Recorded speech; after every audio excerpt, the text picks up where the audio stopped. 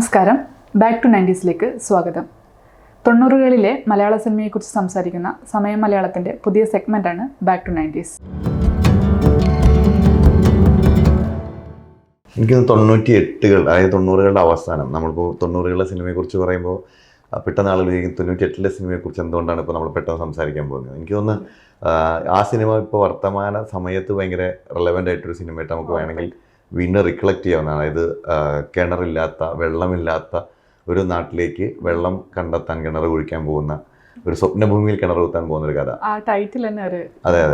അപ്പോൾ ഇപ്പോൾ നമ്മൾ ഈ പറയുന്ന തൊട്ട് വെള്ളമില്ലാത്തതിൻ്റെയൊക്കെ ഒരു പ്രശ്നത്തിൽ നമ്മളിങ്ങനെ അനുഭവിച്ചുകൊണ്ടിരിക്കുകയാണല്ലോ. അപ്പം സുന്ദരകില്ലാടി ഫാസിലാണ് എഴുത്തും പ്രൊഡ്യൂസും ചെയ്തത്. ഫാസിലാണ്. മുരളീകൃഷ്ണനാണ് സംവിധായകൻ.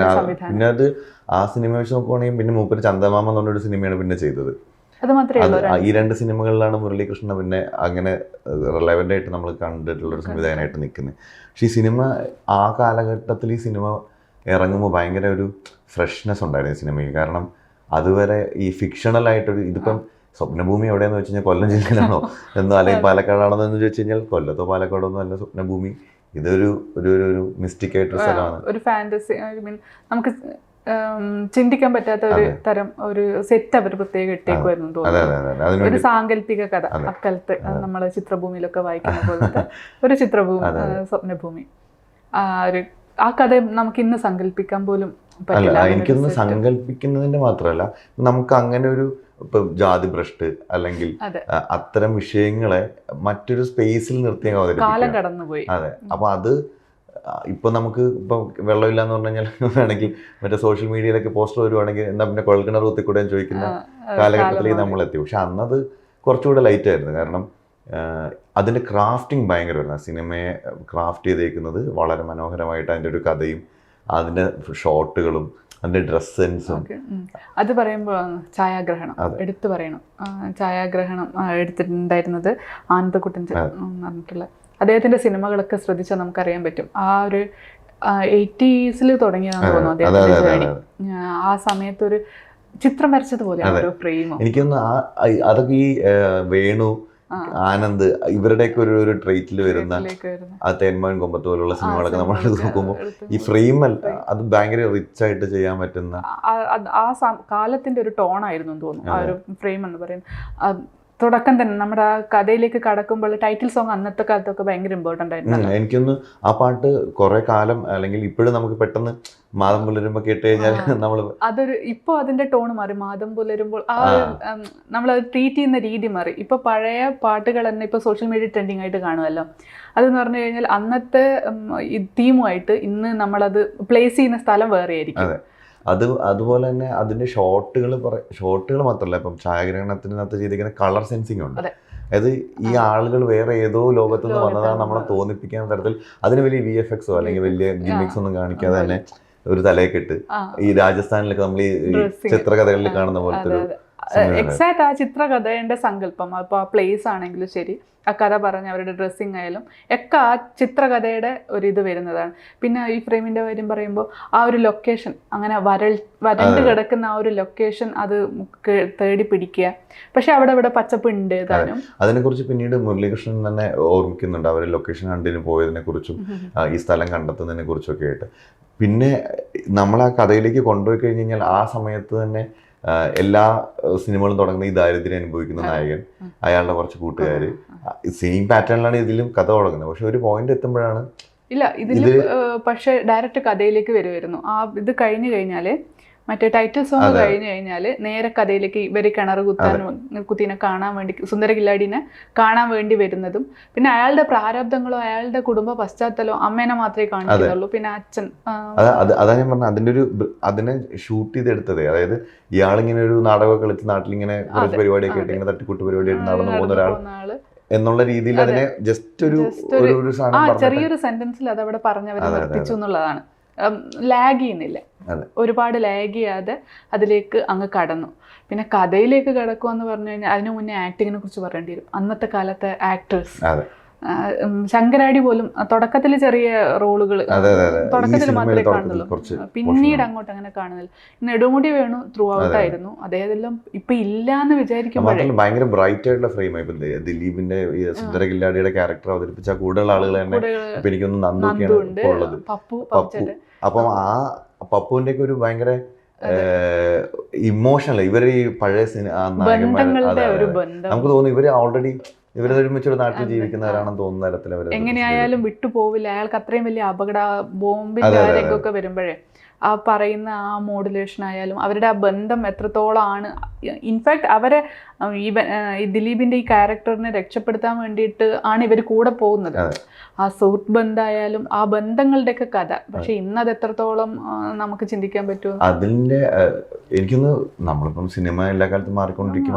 അതിന്റെ ടെറൈൻ അനുസരിച്ചിട്ടും അതിന്റെ കാലം അനുസരിച്ചിട്ടും മാറുകയും ഇങ്ങനത്തെ സിറ്റുവേഷൻസ് ഇപ്പൊ കുറവാണ്. ഇപ്പൊ നമുക്ക് അങ്ങനെയുള്ള ജീവിത സാഹചര്യങ്ങൾ ഉറപ്പായിട്ടുമില്ല. അപ്പൊ ഇല്ല എന്നുള്ളതല്ല, അതിൽ മാറ്റം വന്നു എനിക്ക് തോന്നുന്നു. കാരണം ഇപ്പോഴും ദാരിദ്ര്യം പ്രശ്നങ്ങളൊക്കെ എല്ലാവർക്കും ഉണ്ട്. പക്ഷെ അതിനെ ട്രീറ്റ് ചെയ്യുന്ന രീതിമാർ കുറച്ചുകൂടെ സെൽഫിഷ് ആയ ആളുകൾ എന്ന് വേണമെങ്കിൽ നമുക്ക് പറയാം. മറ്റത് ഈ കഥകൾ നടക്കുന്ന ടെറൈനുകളിൽ അല്ലെങ്കിൽ അതിന്റെ പ്ലേസ് തന്നെ അത് വലിയ സാധനമാണ്. പിന്നെയാണ് ഈ ശാലിനിയുടെ അത് ഞാൻ എടുത്ത് പറയാനായിട്ട് വരുമായിരുന്നു. ഞാനത് എടുത്ത് ശാലിനിയുടെ ആക്ടിങ്ങിൽ ഒരു മാറ്റം അങ്ങനത്തെ സിനിമകളിലെ അനിയത്തിപ്രാവ് തുടങ്ങുമ്പോഴും ഓക്കെ, ആ ഒരു ആക്ടിങ് എന്ന് പറഞ്ഞാൽ ആ ഡയലോഗ് ഡെലിവറി ഒക്കെ പറഞ്ഞ് ചിന്തിക്കുന്ന ഷോ നാടകം ആ ഒരു സമയത്ത് നമുക്കെന്ന് ആ കാലത്ത് സ്റ്റേജ് നാടകങ്ങൾ ഒരുപാട് സജീവമായിരുന്നിട്ട കാലങ്ങളിലെ. പക്ഷെ സിനിമയിലേക്ക് വരുമ്പോൾ അത് മാറുമല്ലോ സ്വാഭാവികമായിട്ടും. പക്ഷെ ശാലിനിയുടെ അഭിനയത്തിൽ എന്തുകൊണ്ട് അത് വന്നില്ല എന്ന് ചിന്തിക്കും. ബാക്കി എല്ലാവരുടെയും ആ നാച്ചുറൽ ആക്ടിങ്ങിന്റെ ഇതിലേക്ക് പോകുമ്പോൾ ശാലിനിയുടെ മാത്രം വായിച്ചു നോക്കുന്നു. പുള്ളിക്കാരി എനിക്ക് തോന്നുന്നു പുള്ളിക്കാരി ഒരു മിസ്റ്റിക് ലോകത്ത് നിൽക്കുന്ന റിയാലിറ്റിയിൽ നിൽക്കുന്നത് പോലെ നമുക്ക് വിശ്വസിക്കാൻ പറ്റുന്നില്ല ആ ഒരു ഡയലോഗ് ഡെലിവറി ആയാൽ. മാത്രമല്ല ത്രൂ ഔട്ട് അനിയത്തിപ്രാവിൽ മുതൽ തുടങ്ങിയ ഒരു പിടുത്തമുണ്ട് ഇങ്ങനെ. എന്ന് വെച്ചാൽ പുള്ളിക്കാരി എക്സ്പ്രസീവ് ആവുന്നു പുള്ളിക്കാരി വിചാരിക്കുന്ന സ്ഥലങ്ങളിലൊക്കെ പുള്ളിക്കാരി ഇങ്ങനെ പിടിച്ചു. ഡയലോഗ് പറയുമ്പോഴാണ് പുള്ളിക്കാരിക്ക് കൂടുതലും ആ കൈവിട്ട് പോകുന്നത്. എനിക്ക് പലപ്പോഴും ഫീൽ ചെയ്തിട്ട് ബാക്കി എല്ലാവരും അങ്ങനെ നിൽക്കുമ്പോഴേ ഒരാൾ മാത്രം അങ്ങനെ മാറി നിൽക്കുമ്പോൾ ഉണ്ടാവുന്ന അനിയത്തിപ്രാവ് പ്രശ്നമില്ലായിരുന്നു. കുറച്ചുകൂടെ കുഞ്ചാക്കോ ബോബനും ആ ടോണിൽ നിൽക്കുമായിരുന്നു. ഇതിൽ വേറൊരു സാധനം കൂടെ ഉള്ളത് എന്താ വെച്ച് കഴിഞ്ഞാൽ ആ സമയത്ത് ഈ കുലത്തൊഴിൽ കൊണ്ട് നടക്കുന്നത് അതിങ്ങനെ ഒരു ട്രെയിറ്റ് ഉണ്ടായിരുന്നു. പക്ഷെ ആ കുലത്തൊഴിൽ കൊണ്ട് ജീവിക്കാൻ പറ്റില്ല എന്ന് ആ മനുഷ്യർ തീരുമാനിക്കുകയും അല്ലെങ്കിൽ ഇപ്പം ബാർബറുടെ മകൻ ബാർബറാകണം, ഡോക്ടറുടെ മകൻ ഡോക്ടറാകണം, അത് വിട്ടിട്ട് ആളുകൾ കുറച്ചുകൂടെയൊക്കെ പുറത്തേക്ക് പോകാനും എക്സ്പോസ് ചെയ്യാനൊക്കെ തുടങ്ങുന്ന സമയത്ത് ഈ സിനിമ വരുന്നത്. അതുകൊണ്ട് തന്നെ അതിൽ ദിലീപിന്റെ ഉള്ളിതുണ്ട് എന്നത്, അതായത് കിണർ കുത്തില്ല എന്ന് ഇയാൾ തീരുമാനിച്ചു. കാരണം കിണർ കുത്തിയിട്ട് വലിയ കാര്യമൊന്നുമില്ല എന്ന് മനസ്സിലായി. അപ്പൊ അതുകൊണ്ട് ഇയാൾ വേറെ എന്തെങ്കിലും പണി ചെയ്ത് രക്ഷപ്പെടാൻ പോവാണല്ലോ. അപ്പോൾ ഈ സാഹചര്യത്തിലേക്ക് എത്തി ഇത്രയും പണം കൊടുക്കുക എന്ന് പറയുന്നു, ആ പൈസ കിട്ടി ഇയാൾ അവിടെ എത്തുകയാണ്. അപ്പോൾ അയാളുടെ ഉള്ളിൽ ഇത് കിടപ്പുണ്ട് എന്ന് ഡയറക്ടർ നമ്മളോട് പറയുന്നത് ഒരു ഷോട്ടിൽ വെച്ചിട്ടാണ്. അത് അല്ലാണ്ട് വേറെ അതിൽ വലിയ കഥയൊന്നും പറയുന്നില്ല. ഇയാളാകെ പോകുമ്പോൾ എടുക്കുന്നത് അച്ഛൻ്റെ മറ്റേ റൂളറും ഈ സാധനങ്ങളൊക്കെ കൊണ്ടാണല്ലോ പോകുന്നത്, ഈ ഗ്രന്ഥവും കൊണ്ടാണല്ലോ പോകുന്നത്.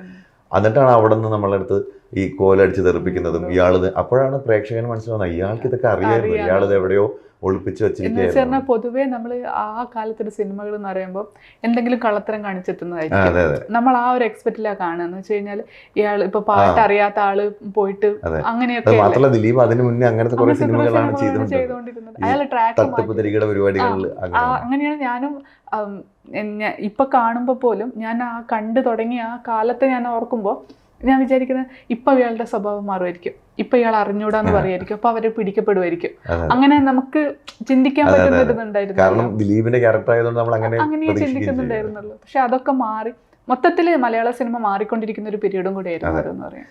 അതിനുശേഷം പിന്നെ സ്റ്റാർഡമുള്ള സിനിമകൾ വന്നു, ദിലീപ് ഇങ്ങനത്തെ ക്യാരക്ടേഴ്സ് ചെയ്യാൻ പറ്റും എന്നുള്ളതൊന്നും. പക്ഷെ അന്ന് എനിക്ക് തോന്നുന്നു കുറച്ച് വിമർശനം കേട്ടിരുന്നു. കാരണം ആക്ടിങ് കുറച്ചുകൂടെ നന്നാക്കാമായിരുന്നു എന്നുള്ള സാധനം.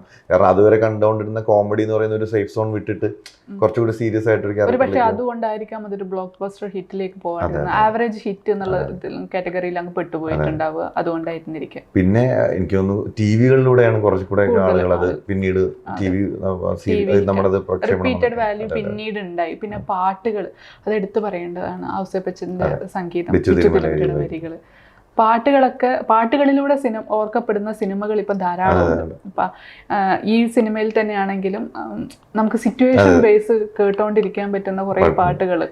ഇതിൽ തന്നെ ഈ മാതം പുലരുമ്പോഴും ഫീമെയിലും അത് സിനിമയിൽ തന്നെ പല അവസരങ്ങളിലും റിപ്പീറ്റ് ചെയ്തിട്ട് പോയിട്ട് വരുന്നുണ്ട്. അതാണ് അതിന്റെ മെയിൻ. പിന്നെ അത് അശോകന്റെ ക്യാരക്ടറായിരുന്നു നമ്മൾ റിമാർക്കബിൾ ആയിട്ട് ആലോചിക്കുന്നത്. അത് കാരണം സ്വപ്നഭൂമിയിൽ എത്തുമ്പോഴും ഇത് സ്വപ്നഭൂമിയാണെന്ന് പറയുമ്പോഴും റിയാലിറ്റി ലോകത്ത് നടക്കുന്ന എല്ലാം അവിടെ ഉണ്ട്. ഇമോഷൻസ് ഉണ്ട്, പ്രണയമുണ്ട്, വിശ്വാസമുണ്ട്, അന്ധവിശ്വാസമുണ്ട്. അപ്പൊ അതാണ് മെയിൻ ടോപ്പിക്, പ്രണയവും വിശ്വാസവും. അത് തമ്മിലുള്ള ആ ഒരു അത് മാത്രമല്ല അതില് നിങ്ങളത് വിശ്വസിക്കുന്നുണ്ടോ ഇല്ലയോ, നിങ്ങളത് വിശ്വസിക്കണം നിർബന്ധമൊന്നും പറയുന്നില്ല. പിന്നെ അതിന്റെ ആചാരങ്ങൾ ഭയങ്കര രസമാണ്. അതായത് ഭ്രഷ്ട് കൽപ്പിച്ചു കഴിഞ്ഞാൽ കുടത്തേന്ന് വെള്ളം കൊണ്ടുവന്നു കഴിഞ്ഞാൽ ഭ്രഷ്ട് ഒഴിവാകും എന്ന് പറയുന്നത്. അപ്പൊ അത് വിശ്വാസങ്ങൾ ആ വെള്ളത്തോടു കൂടി എന്താ ആ ഭൂമിയിൽ നിന്ന് കിട്ടുന്ന വെള്ളത്തിലോട് കൂടി അവിടെ ഉണ്ടായിരുന്ന അന്ധവിശ്വാസങ്ങളെല്ലാം ഒലിച്ചു പോകും എന്നുള്ള ഒരു വിശ്വാസം. ആ ഒരു പ്രത്യേക ഒരു ക്യാരക്ടർ ഭ്രഷ്ട് കൽപ്പിക്കപ്പെട്ട ആ ഒരു ക്യാരക്ടറിലൂടെ ആ ഒരു സമൂഹത്തിന്റെ മൊത്തം കഥയും അവിടെ അതും വലിച്ചു കിട്ടുന്നില്ല. അതൊക്കെ ആ കാലത്ത് ഒരു പ്ലസ് പോയിന്റ് ആണ് ആ സിനിമ. തീർച്ചയായിട്ടും. കാരണം എനിക്കൊന്ന് 150 മിനിറ്റാണ് സിനിമയുള്ളത്. അപ്പൊ ആ സമയം കൊണ്ട് തന്നെ ഇതെല്ലാം പറഞ്ഞു എന്ത് ടെക്നിക്ക് ഉപയോഗിക്കാന്ന് സംവിധാനം. ഒരുപാട് സാങ്കേതികൾ ഇല്ലാത്ത ഒരു കാലത്ത് വന്ന സിനിമ ഇപ്പൊ അത് വീണ്ടും നമ്മളെ കാണാൻ പ്രേരിപ്പിക്കുന്നുണ്ടെങ്കിൽ പിന്നെ ഒരു കുറച്ചുകൂടെ എന്ന് വെച്ചാൽ ഇപ്പം നമ്മുടെ സമീപകാലത്ത് മലയാള സിനിമയുടെ പൊതുവിൽ സിനിമ തന്നെ റിയലിസ്റ്റിക് ആയിക്കൊണ്ടിരിക്കുക. എല്ലാം റിയൽ ഇൻസിഡൻസ് അല്ലെങ്കിൽ റിയൽ ഇൻസിഡൻസ് നിന്ന് ഇൻസ്പയർ ആയ സിനിമകൾ.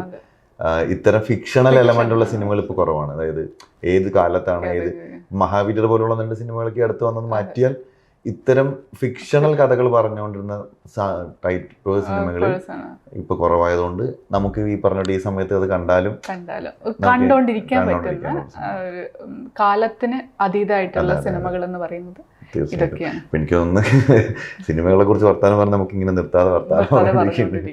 ബാക്ക് ടു 90s എനിക്ക് തോന്നുന്നു നിങ്ങൾ പ്രേക്ഷകർക്കും ഇതുപോലെ സംസാരിക്കാൻ അല്ലെങ്കിൽ ഈ സിനിമയെക്കുറിച്ചുള്ള അഭിപ്രായങ്ങളൊക്കെ ഉണ്ടായിരിക്കും.